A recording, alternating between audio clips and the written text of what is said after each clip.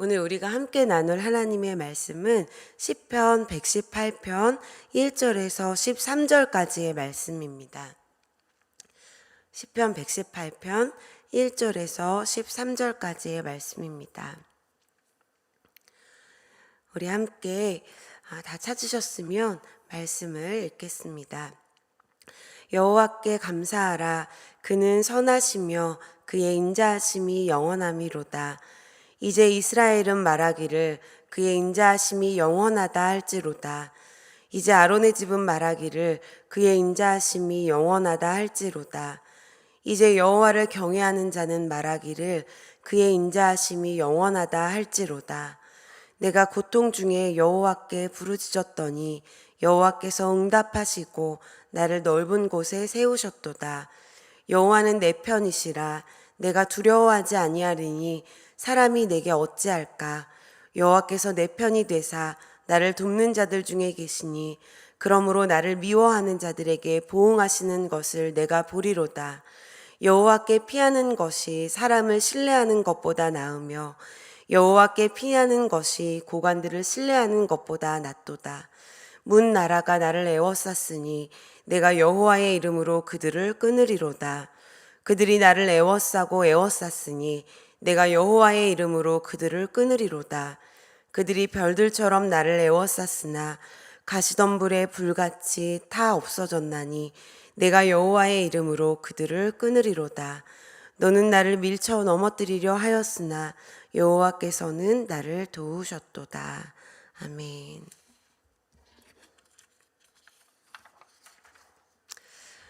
요즘 우리 청년들과 이야기를 나누다 보면 직장에서나 학교에서나 혹은 가정에서 여러 겪는 어려움들을 나누곤 합니다. 이런저런 어려움들을 이야기하지만 사실 그 중에 꽤 많은 경우가 사람과의 관계 안에서 겪는 어려움들입니다. 우리 청년들뿐만 아니라 아마 많은 사람들이 사람과의 관계 안에서 고단함을 느끼며 살아가는 듯합니다. 서점 베스트셀러 코너에만 가도 이 관계에 관한 책이나 혹은 감정을 잘 추스리며 사는 그런 방법에 대한 책들이 참 많이 나와 있죠. 그만큼 이 관계 안에서 겪는 그런 피로도가 꽤 높은 듯합니다. 그런데 이렇게 관계의 고단함을 느끼면서도 동시에 외로움을 또 느끼며 살아가는 것이 우리들의 모습입니다. 사람은 자의든 타의든 혼자 살아갈 수가 없고 또 사랑하고 사랑받으며 살아가는 존재로 만들어졌기 때문에 괴롭지만 외롭고 또 아무도 몰랐으면 좋겠지만 누군가는 나를 잘 알아주었으면 좋겠다는 그러한 마음이 우리 안에 동시에 존재하게 되죠. 많은 사람들이 이 외로움과 괴로움 사이 그 어딘가에서 살면서 때로는 도망가고 싶고 때로는 기대고 싶은 그 마음으로 불안과 두려움 가운데 살아가기도 합니다. 그럴 때 우리는 완전한 나의 편이 있었으면 좋겠다 이런 생각을 하게 됩니다. 내가 무엇을 하든 또 어떤 이야기를 하든 내가 어떤 결정을 내리든 내 편에 서서 나를 지지해주고 나에게 힘이 되어줄 존재를 필요로 하게 됩니다. 우리의 일상 가운데에서도 이러한데 내 편이 더욱 절실하게 필요할 때가 있습니다.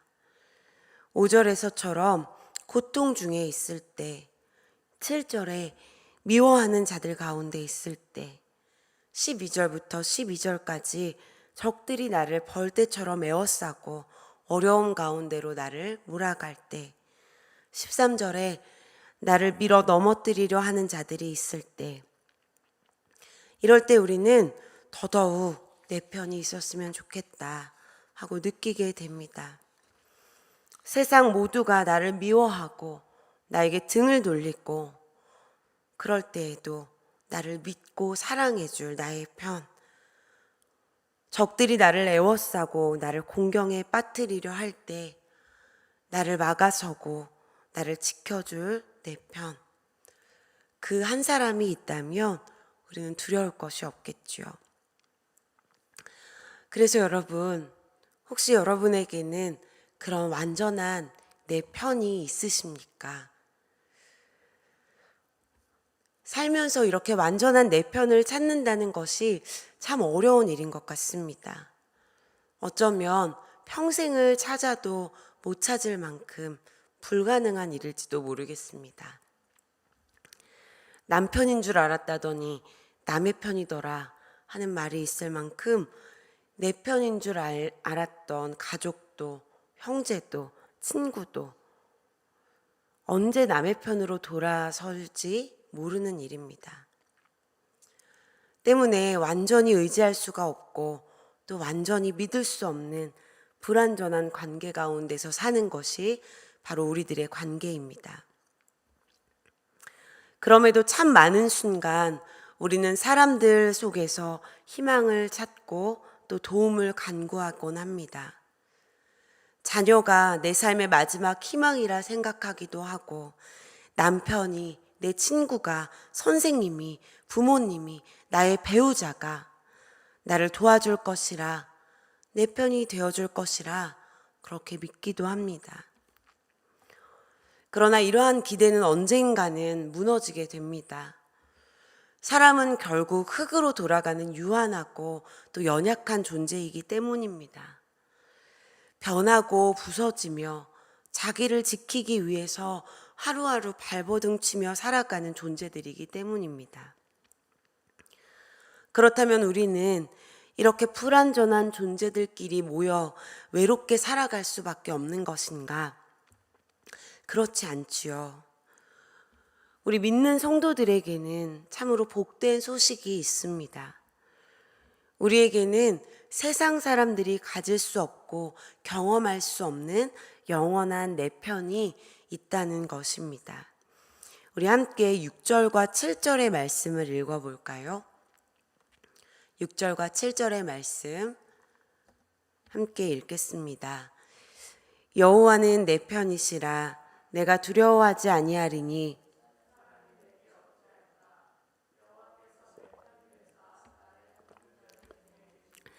그러므로 나를 미워하는 자들에게 보응하시는 것을 내가 보리로다. 아멘. 여호와가 내 편이시다.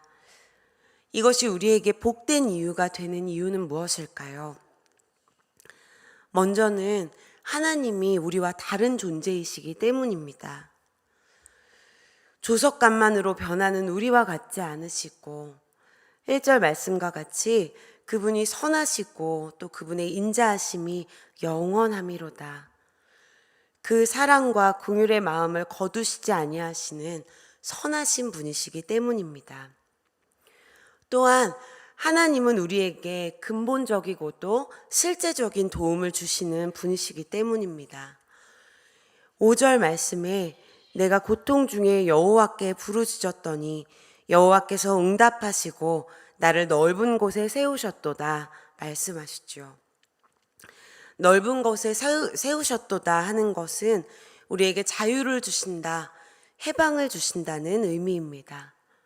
즉 우리의 모든 고통에서 근본적인 자유를 주시고 쓰러져 있던 우리를 일으켜 세우시는 분이라는 것입니다.